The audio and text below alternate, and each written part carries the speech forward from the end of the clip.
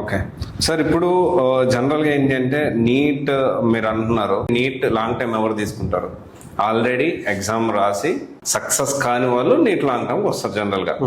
So అంటే ఏంటి, normal గా మనం ఇంటర్ తో పాటు నీట్ చెప్పేది వేరే ఉంటది. దాని తర్వాత మనం చూసుకుంటే ఇక్కడ NEET long time already fully prepared, already ఒక అటెంప్ట్ ఇచ్చారు అంటే ఖచ్చితంగా కొంచెం వీళ్ళు అడ్వాన్స్ లో ఉంటారు. వీళ్ళకి స్టడీ ప్లాన్ ఎలా ఉంటే బాగుంటుంది?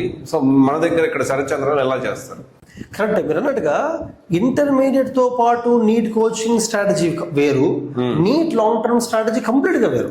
ఇప్పుడు మా దగ్గర కూడా inter plus NEET programme run అవుతుంటది, నీట్ లాంగ్ టర్మ్ రన్ అవుతుంటది. రెండుగా సంబంధం ఉండదు. అంటే స్ట్రాటజీ కానీ, కరికులం డిజైనింగ్, ప్లానింగ్, స్టూడెంట్స్ ని మేము తయారు విధానం కానీ అంత డిఫరెంట్ ఉండాలి.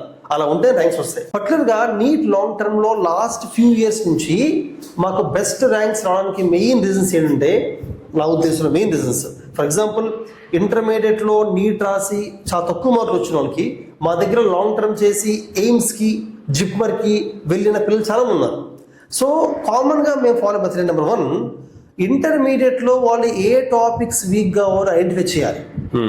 ఎందుకు చెప్తున్నానంటే, చాలా కాలేజెస్ ఏం చేస్తారంటే నీట్ లాంగ్ టర్మ్ అంటే మళ్ళీ మొత్తం బయాలజీ, ఫిజిక్స్, కెమిస్ట్రీ మొత్తం అంతా ఈక్వల్ ఫోకస్ పెడతారు. ప్రతి చాప్టర్ మళ్ళీ చెప్పి మళ్ళీ అంటే ఇంక మళ్ళీ ఇంటర్మీడియట్లో చేస్తారు దాన్ని. అది కరెక్ట్ కాదు. ఎందుకంటే స్టూడెంట్స్ ఆల్రెడీ ఇంటర్మీడియట్లో కొన్ని టాపిక్స్లో బాగా స్ట్రాంగ్ ఉంటారు.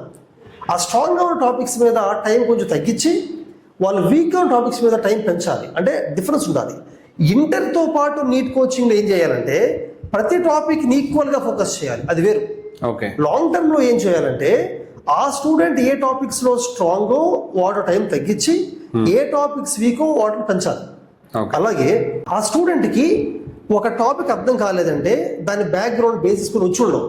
ఫర్ ఎగ్జాంపుల్ నేను ఎప్పుడు చెప్తుంటాను, ఫిజిక్స్ అనేది చాలా మంది స్టూడెంట్స్ కి నీట్ వాళ్ళకి వీక్ ఏరియా. ఫిజిక్స్ అనేది ఎక్కువ మ్యాథమెటికల్ గా ఉండడం వల్ల దానికి అలాంటి థింకింగ్ కావాలి.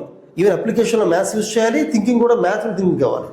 అయితే ఈ నీట్ పిల్లలు చాలా మందికి ఆ థింకింగ్ ఉండదు, దానిలో ఫిజిక్స్ బాగా డల్ ఫీల్ అవుతుంటారు. నేను చెప్పే ఎగ్జాంపుల్ ఏంటంటే ఎలక్ట్రోమాగ్నెటిజంలో చాలా కాలేజెస్లో డైరెక్ట్గా ఫార్ములా వేసి ప్రాబ్లమ్స్ చేసుకుని వెళ్ళిపోతుంటారు.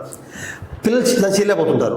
లాంగ్ టర్మ్కి వచ్చినప్పుడు ఏం చేస్తామంటే, వీళ్ళు లాంగ్ టర్మ్కి వచ్చారు కదా, ఆల్రెడీ ఇంటర్మీడియట్ చదివేశారు కదా, సో బేసిక్స్ ఉంటాయిలే అని ఊహించుకొని మనం వీళ్ళకి ఉంటాయి బేసిక్స్ అని చెప్పి డైరెక్ట్గా మనం హైలో స్టార్ట్ చేస్తాం. హై లెవెల్లో స్టార్ట్ చేస్తే ర్యాంక్ రాదు.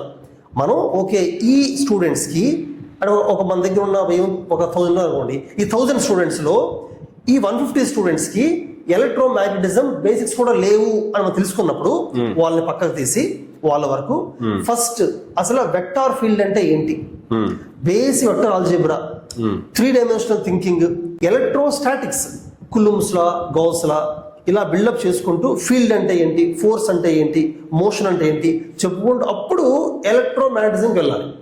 అలా వెళ్తే అప్పుడు ఏమవుద్ది, హై లెవెల్కి వెళ్ళినప్పుడు ఈజీ చేయగలుగుతారు. అదే మరి కిందవన్నీ సింపుల్ థింగ్స్ కదా, బేసిక్స్ కదా, వచ్చి ఉంటాయి వదిలేస్తారు. లాంగ్ టర్మ్ కోచింగ్ లో జరిగే బిగ్గెస్ట్ ప్రాబ్లం ఇదే. లాంగ్ టర్మ్ అంటే ఇంటర్ అయిపోయి వదిలేస్తారు, ఇవన్నీ రైట్ స్టార్ట్ చేస్తారు. స్టార్ట్ చేస్తే ఎలాగో వీక్గా ఉన్నారు వాళ్ళు, మళ్ళీ వీక్గానే ఉంటారు. అందుకని చూడండి, చాలా కాలేజెస్ లో లాంగ్ టర్మ్ లో మళ్ళీ నీట్ ఎగ్జామ్ రాసినప్పుడు ఇంటర్మీడియట్ సెకండ్ ఇయర్ లో నీట్ రాసినప్పుడు ఎందులో వీక్ గా ఉన్నారో లాంగ్ టర్మ్ మళ్ళీ అందులోనే వీక్ గా ఉంటారు. సేమ్ అదే కంటిన్యూ అవుతుంది, దాని లాభం ఉండదు అనమాట. అది మేము ఫస్ట్ తీసుకునే వెరీ ఇంపార్టెంట్ మెజర్. దానివల్లనే నిన్న చెప్పాను కదండి, ఇంటర్మీడియట్ లో నీట్ రాసి అక్కడ వేరే కాలేజీల్లో ర్యాంక్స్ రాని వాళ్ళు, బాగా తక్కువ వచ్చిన వాళ్ళు మన దగ్గర నీట్ లాంగ్ టర్మ్ చేసి మంచి ర్యాంక్స్ రావడానికి కారణం ఈ పాయింట్, ఫస్ట్ పాయింట్. సెకండ్ ఏంటంటే ఫ్యాకల్టీ కూడా నీట్ 2024 దాకా నీట్ ఎగ్జామ్ వేరు, నీట్ ఫిజిక్స్ వేరు, జేఈ ఫిజిక్స్ వేరు. నీట్ ఫిజిక్స్ అంటే డైరెక్ట్ ఫార్ములా బట్టి పడడం, డైరెక్ట్ సింగిల్ లైన్ క్వశ్చన్లు ఇవి ఇచ్చేవాళ్ళు. సో పిల్లలు కూడా బట్టి పట్టి రాసి ఎగ్జామ్ మార్క్స్ వచ్చేది. జేఈ వేరు, జేఈ ఎలా ఉంటుంది అంటే కాన్సెప్చువల్ గా ఉంటాయి క్వశ్చన్స్. కానీ 2025లో సడన్ గా నీట్ ఎగ్జామ్ ప్యాటర్న్ మారింది. నీట్ ఫిజిక్స్ ని జేఈ ఫిజిక్స్ లాగే కాన్సెప్ట్ చెప్పడం మొదలు పెట్టారు, క్వశ్చన్స్ అలా ఇవ్వ మొదలు పెట్టారు. కాబట్టి అగైన్ లాస్ట్ ఇయర్ కూడా మన కాలేజ్ నీట్ లో సక్సెస్ అవ్వడానికి కారణం ఏంటంటే, మనం ఫిజిక్స్ అండ్ కెమిస్ట్రీ సబ్జెక్ట్స్ ని ఐఐటిఎన్స్ లో టీచ్ చేస్తూ ఉంటాము. ఐఐటిఎన్స్ అంటే నాలాగా ఐఐటి మెడ్రాస్ లో బీటెక్ చేసిన వాళ్ళే కాకుండా ఐఐటికి ఫ్యాకల్టీగా వెళ్ళే వాళ్ళు టీచ్ చేస్తుంటాం. వాళ్ళు ఐఐటి ఫ్యాకల్టీ వెళ్తుంటారు కాబట్టి జేఈ పిల్లలకి ఎలా చెప్తారు, హైలీ కాన్సెప్చువల్. వాళ్ళు నీట్ చెప్పడం వల్ల నీట్ కూడా కాన్సెప్ట్ ఇంటర్లింక్ చేసుకుంటూ బిల్డ్ చేసుకుంటూ బేసిక్స్ని వాళ్ళు తీసుకెళ్తారు. దానివల్ల 2025లో మన పిల్లలకి ఫిజిక్స్ బాగా వచ్చింది. 26 మన ఎగ్జామ్ క్యాన్సిల్ అయింది, కానీ మన పిల్లలకి ఫిజిక్స్ బాగా వచ్చింది.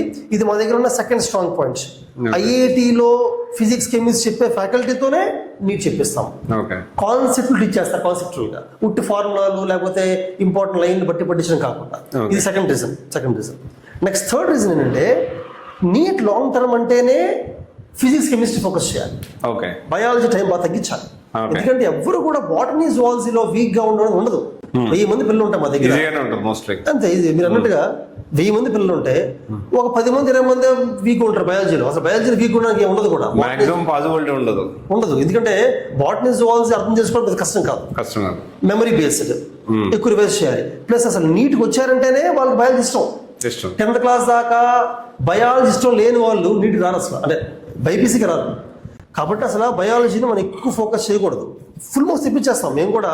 మేము కూడా బాటనీ జువాలజీలో నిమోనిక్స్ చెప్తాము, ఫ్లో చార్ట్స్ ఉంటాయి, మా దగ్గర డిజిటల్ బోర్డ్స్ ఉంటాయి, హార్ట్ లంగేజ్ చూపించేది 3D చూపిస్తూ ఉంటాము. అలాగే షార్ట్ నోట్స్ ఇస్తాము, మెమరీ బేస్డ్ అన్ని చేస్తాం. కానీ ఆ టైం అంతా 20%.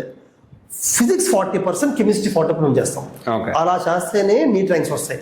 సో ఇది మా దగ్గర థర్డ్. ఈ 3 కారణాల వల్ల నీట్ లాంగ్ టర్మ్ లో మంచి ర్యాంక్స్ వస్తూ ఉంటాయి.